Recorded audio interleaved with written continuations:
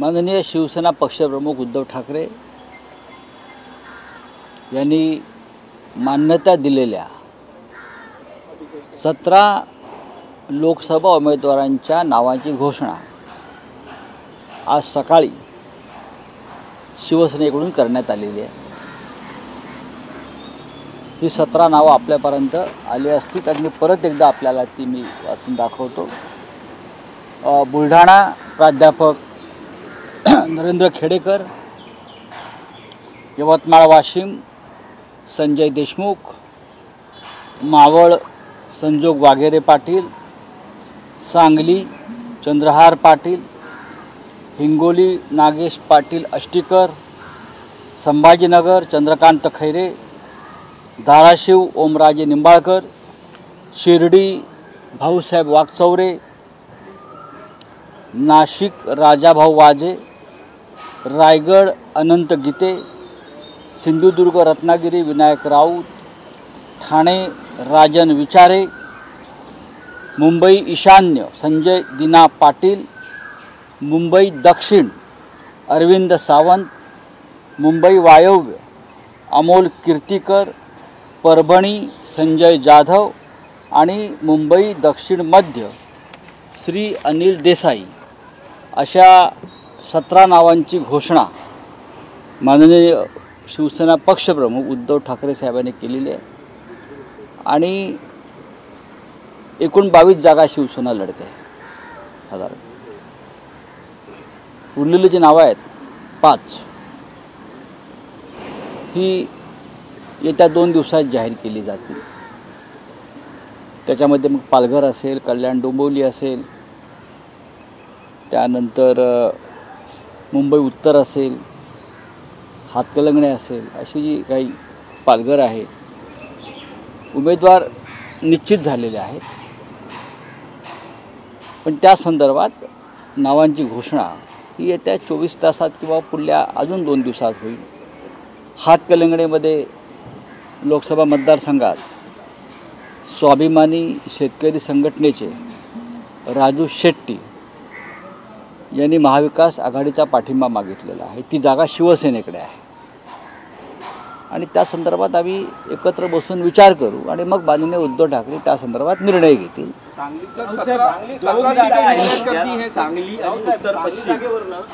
सांगली काँग्रेसचा दावा आहे, उत्तर पश्चिम मध्ये काँग्रेस मुंबई माजी अध्यक्ष संजय निरुपम हेही दावा करतात। त्या 2 जागा तिढ्याच्या आहेत, तुम्ही घोषित कोणताही तिढा नाही। शिवसेनेनं ज्या अर्थी या जागांवर उमेदवारांची घोषणा केलेली आहे त्या अर्थी तिथे कोणताही तिढा आहे आम्हाला असं वाटत नाही। आता रामटेक ही आमची सिटिंग जागा होती, आपण पाहिलं असेल। रामटेकला आमचे खासदार गेल्या 4 किंवा त्यापेक्षा जास्त वेळा निवडून आलेत। म्हणजे अगदी रामटेकला सुबोध मोहिते, त्यानंतर प्रकाश जाधव, हे 2 तर आहेतच आधीचे, कृपाल तुमाणे। ही जागा आम्ही सातत्याने लढतोय आणि जिंकतोय। कोणाबरोबर जिंकतोय कोणाबरोबर लढतोय हा प्रश्न नाही, ती सिटिंग जागा आहे।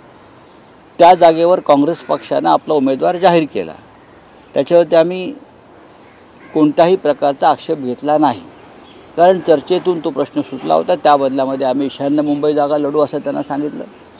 त्याच्यामुळे असं काय मला वाटत नाही तिढा आहे किंवा काय। आम्ही सांगितलं असं रामटेक तुम्ही कसे काय जाहीर केलेत, कोणी नाही। महाविकास आघाडीमध्ये हे झालेले निर्णय आहेत आणि ते आम्ही एकत्रित जाहीर करतो।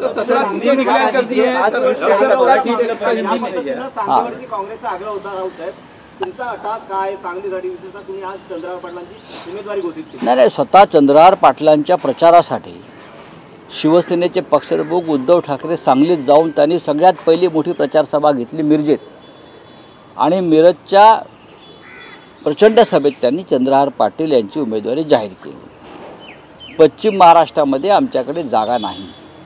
शिवसेना हा मोठा पक्ष आहे। कोल्हापुरी आमची हक्काची जागा होती, तिथे आम्ही साधारण 30 वर्ष ती जागा आम्ही लढतो आहोत। यावेळेला ती सिटिंग जागा होती, पण छत्रपती शाहू महाराजांचं नाव पुढे आल्यावर आणि ते काँग्रेसच्या चिन्हावर लढतायत असं त्यांनी सांगितल्यावर आम्ही त्याच्यामध्ये कोणताही वादविवाद न करता आम्ही ती जागा काँग्रेससाठी सोडली। कारण महाविकास आघाडीचा निर्णय होता. हातकलंगणेवर चर्चा सुरू आहे राजू शेट्टी यांच्याशी. त्याच्यामुळे पश्चिम महाराष्ट्रामध्ये आमच्याकडे एखादी जागा असावी आणि सगळ्यांनी मिळून त्या जागेवरती विजय मिळवावा अशी आमची भूमिका आहे. आणि त्यानुसार सांगलीची जागेची आम्ही मागणी केली आणि मला असं वाटतं तो विषय संपलेला आहे.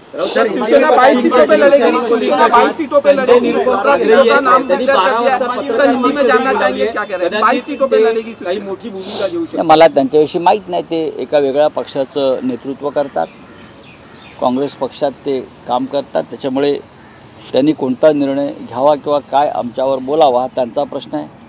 आम्ही अखेरपर्यंत वंचित बहुजन आघाडी जे माननीय बाळासाहेब आंबेडकर यांच्यासाठी थांबलो आणि अजूनही थांबलेलो आहोत. आम्ही त्यांना 5 जागांचा प्रस्ताव कालपर्यंत दिलेला आहे. अजूनही त्यांच्याशी चर्चा होऊ शकते अशी आमच्या तिन्ही पक्षांची भूमिका आहे. आम्हाला असं वाटतं की या देशाच्या लढाईत प्रकाश आंबेडकर आमच्याबरोबर असावेत. कारण फक्त आंबेडकरी समाजाची नाही तर या देशाच्या आणि महाराष्ट्राच्या तमाम जनतेची इच्छा आहे की आपण सगळ्यांनी एकत्र असायला हवं. सर, त्या 5 जागा नेमक्या कोणत्या आहेत? कारण की प्रकाश आंबेडकर वारंवार बोलताना असं बोलतात की विनिंग जागा 2च दिल्या जातात, मात्र बाकीच्या जागा आहेत त्या दिल्या जातात जिथे विनिंग नाही आहे. विनिंग आणि अनविनिंगचा अर्थ मला कळत नाही. प्रत्येक जागेवरती संघर्ष आणि लढाई असते. आज बारामतीसारखी जागासुद्धा आपल्याला संघर्ष करावा लागेल आणि वाराणसीमध्ये नरेंद्र मोदी यांनासुद्धा लढावंच लागेल. बिनविरोध होणार नाही. लढण्याची जिद्द आणि उमेद असेल तर आपण प्रत्येक जागा जिंकू शकतो. आणि महाराष्ट्रातल्या 48 जागा जिंकण्याचा आमचा मानस आहे. त्याच्यामध्ये माननीय प्रकाश आंबेडकर यांना सोडलेल्या 5 जागाही आहेत. अकोल्यासह 4 जागा ज्या आहेत त्या प्रत्येक जागेवर आम्ही जिंकणार या जिद्दीने आम्ही उतरतोय. माननीय प्रकाश आंबेडकर आणि त्यांचा पक्ष जर त्या निवडणुकीत उतरणार नसेल तर त्या जागा महाविकास आघाडीला लढवून जिंकाव्याच लागतील. म्हणजे जागा जिंकणाऱ्याच आहेत. नाशिकमध्ये विजय करंजकर यांचं नाव सर्वाधिक चर्चेत होतं. जे नाव समोर येत आहे राजाभाऊ वाजे, तर काय असं झालं की हे नाव? विजय करंजकर हे शिवसेनेचे ज्येष्ठ आणि निष्ठावंत असे शिवसेनेचे पदाधिकारी आहेत. आपल्याला माहीत असेल की राज्यपाल नियुक्त आमदारकीसाठी सदस्यासाठी विधान परिषदेत जी नावं पाठवली होती त्यात विजय करंजकर यांचंही नाव होतं. ते त्यामुळेच अत्यंत कडवट शिवसैनिक आहेत. अनेक नावांचा विचार झाला नाशिकमध्ये, त्यात त्यांचं नाव आघाडीवर होतं हे नक्की. त्याच्यामुळे कोणाला कापून किंवा कोणाला घरी बसून उमेदवारी कुठे दिली नाही. प्रत्येक मतदारसंघात एकापेक्षा जास्त उमेदवार चर्चेत असतात आणि इच्छुक असतात. त्या सगळ्यातून ही निवड परिस्थिती आणि स्थिती पाहून केलेली आहे. अंबादास दानवे हे सुद्धा छत्रपती संभाजीनगरसाठी इच्छुक होते. चंद्रकांत खैरे यांना उमेदवारी देण्यात आली आहे. चंद्रकांत खैरेची उमेदवारी जाहीर केली आहे. अंबादास दानवेंची नाराजी तिथं काय होती? मला वाटत नाही कोणाची नाराजी आहे. शिवसेनेमध्ये किंवा लोकशाहीमध्ये इच्छा व्यक्त करणं लढण्यासाठी हा अपराध नाही. जर संभाजीनगर असेल, नाशिक असेल, हिंगोली असेल, मुंबई असेल, अन्य ठिकाणी जर कोणी लोकसभा निवडणूक लढण्याची इच्छा व्यक्त केली असेल आणि त्यांच्याशी आम्ही चर्चा केली असेल तर चुकीचं काय? पण उमेदवार हा एकच असतो, एकालाच उमेदवारी द्यावी लागते. सर, 17च्या व्यतिरिक्त आपण आम्ही काही नावं सांगितली ज्या जागांची 2 दिवसात यावी, मात्र यात जळगावचं नाव नाही घेण्यात आलं आहे. जळगाव प्रामुख्याने जिथे उद्धव ठाकरे आणि आदित्य ठाकरे यांनी देखील यापूर्वी आहे ना, जळगाव आहे, पालघर आहे, कल्याण डोंबिवली आहे, त्यानंतर मुंबई उत्तर आहे. आहेत ना ही नावं. ह्याच्यावरती चर्चा होईल. आता संपत आलेली आहे. उमेदवार निश्चित झालेले आहेत. दुसरी यादी आम्ही आज उद्याकडेच जाहीर करू. भाजपनं केंद्रीय निवडणूक आयोगापुढे तुमच्या विरोधात तक्रार नोंदवली आहे. पंतप्रधान नरेंद्र मोदी यांच्या तुम्ही आक्षेपार्ह केलेल्या मी कोणताही आक्षेपार्ह विधान सन्माननीय प्रधानमंत्री नरेंद्र मोदी यांच्याविषयी केलेलं नाही. दिल्लीचा एकंदरीत कारभार हा तुगलकी पद्धतीचा किंवा औरंगजेबी पद्धतीचा आहे असं म्हणणं त्याला आक्षेप घेण्यासारखं काय आहे? याला हुकुमशाही म्हणतात. औरंगजेबाचा कारभार, हिटलरचा कारभार, कोणी हिटलरशाही म्हणतं, आम्ही महाराष्ट्रात आहोत, आम्ही औरंगजेबाचा कारभार म्हणतो. त्यात आक्षेप घ्यावा असं काय आहे? त्यांनी त्यात सुधारणा करावी. सर, आपण घोषित केलेले अमोल कीर्तीकर यांना आज ईडीचं समन्स आलं आहे, आजच हजर राहा असं देखील त्यात नमूद करण्यात आलं. जाणीवपूर्वक दबावतंत्र वापरलं जात आहे.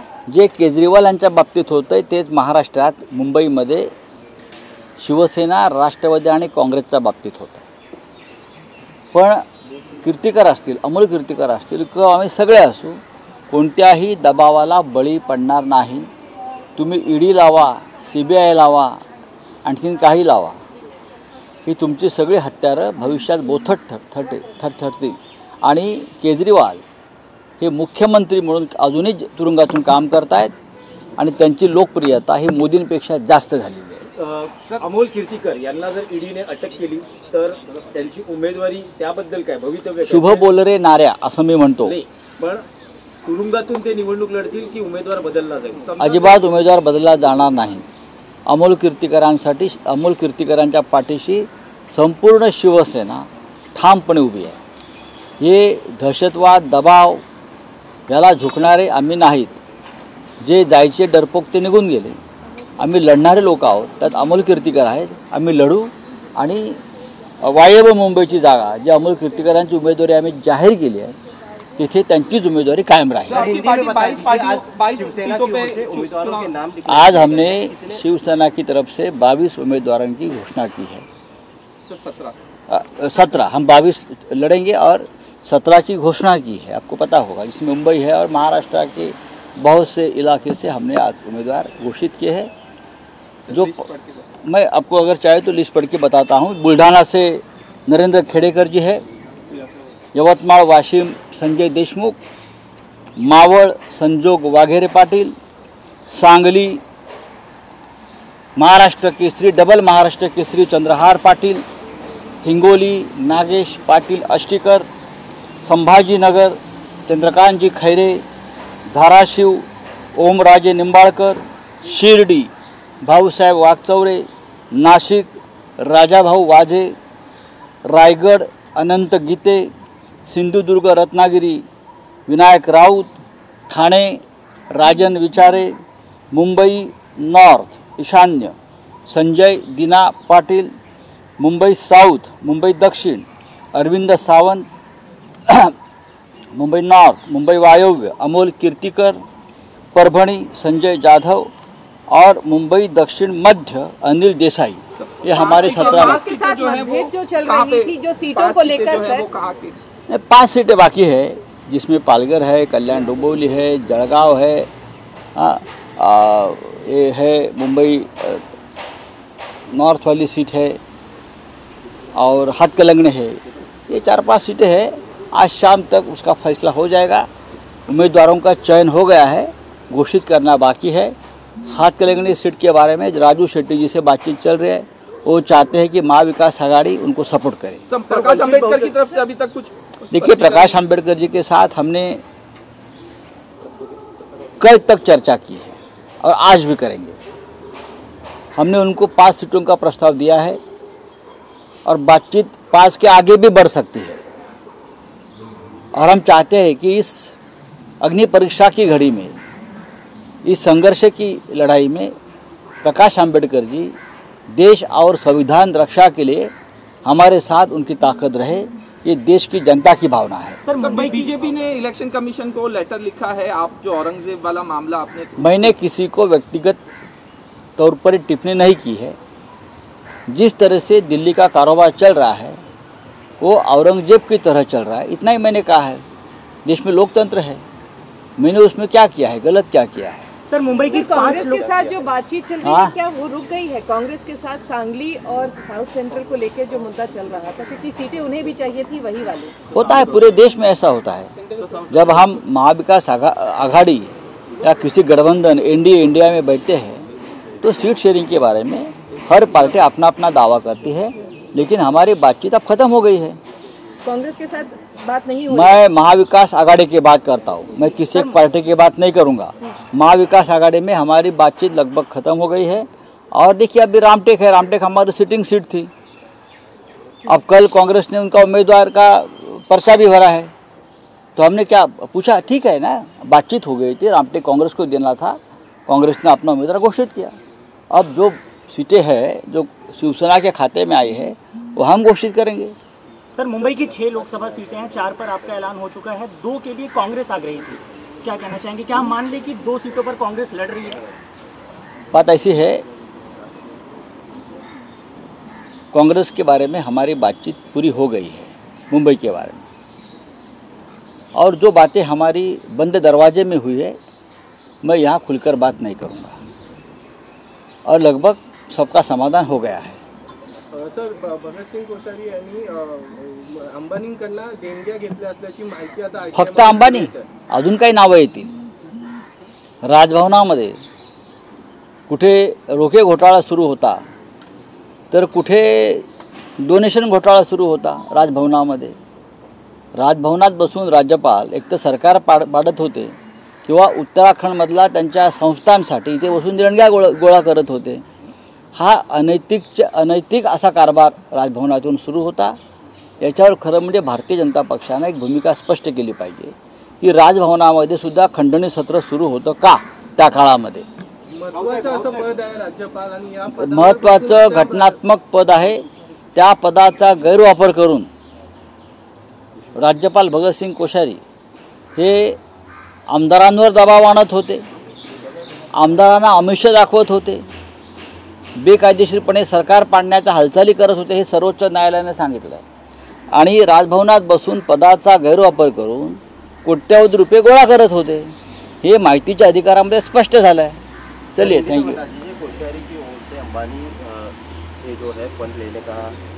मिस यूज ऑफ राजभवन, पूरी तरह से घटनात्मक पद पर बैठी हुई व्यक्ति राजभवन में अपने स्वार्थ के लिए, निजी स्वार्थ के लिए बड़े बड़े उद्योगपति से करोड़ों रुपए जमा कर रही थी, ये एक्सट्रैक्शन था। ये महाशय जो विधायक थे उनको लालच दिखा रहे थे, बुला कर आप पार्टी छोड़िए, आप बीजेपी में जाइए। ये महाशय सरकार गिराने के लिए पूरी तरह से कोशिश राजभवन में बैठकर कर रहे थे। हाँ, ये महाशय और बहुत कुछ वहाँ कर रहे थे, आपको मालूम है। अब एक मुद्दा सामने आया कि उद्योगपतियों से जिस तरह से पैसा जमा किया है करोड़ों रुपया, उसका हिसाब जनता के सामने आना चाहिए। ये बीजेपी की जिम्मेदारी है, वो बीजेपी के आदमी थे।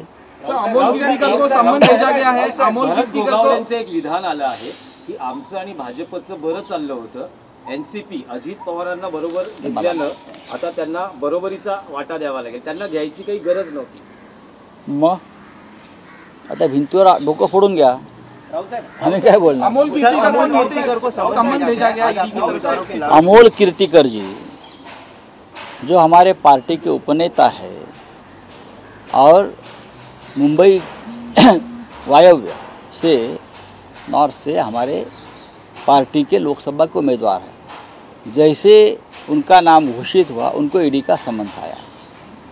ये दबाव तंत्र है, ये डराने की कोशिश है, लेकिन हम लोग डरने वाले नहीं है।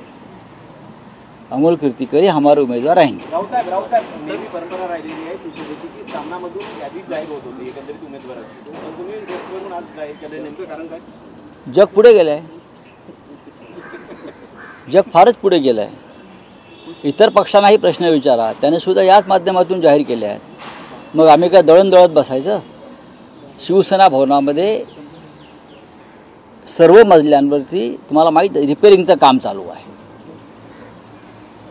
सर्व मजले जिथे आम्ही पत्रकार परिषद घेतो तिथे काम चालू आहे। कालच तिथे मी जाऊन आलो, पाहून आलो, तिथे मोठ्या प्रमाणात काम सुरू आहे, त्याच्यामुळे तिथे सध्या बसता येत नाही।